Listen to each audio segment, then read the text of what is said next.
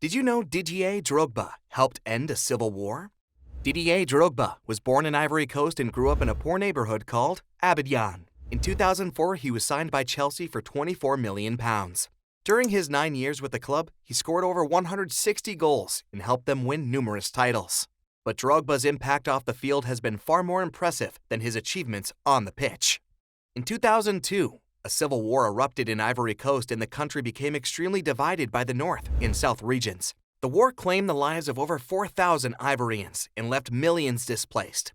In 2005, Drogba led the Ivory Coast national team to a 3-1 victory over Sudan, which helped secure their place in the World Cup for the first time in 76 years.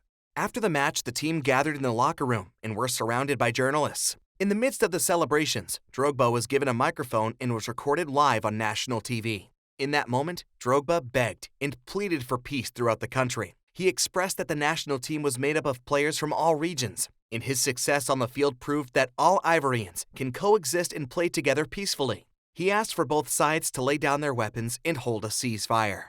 The message he sent was heard by the entire nation and replayed over and over again.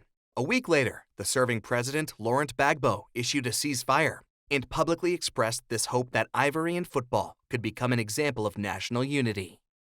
In 2008, Drogba asked for the national team's last home match to be played in the city of Bouaké, which then was headquarters of the rebellion army. He then asked the serving president Gbagbo to attend the match and negotiated with the rebels to ensure safety. The two leaders of opposing sides sat side by side and sang the national anthem together.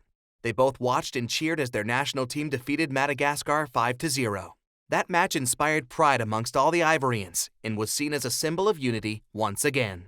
A few months after the match, the war officially ended and both forces disarmed their soldiers. The Ivory Coast was united once again, and Drogba's efforts were accredited as a main factor in making this possible.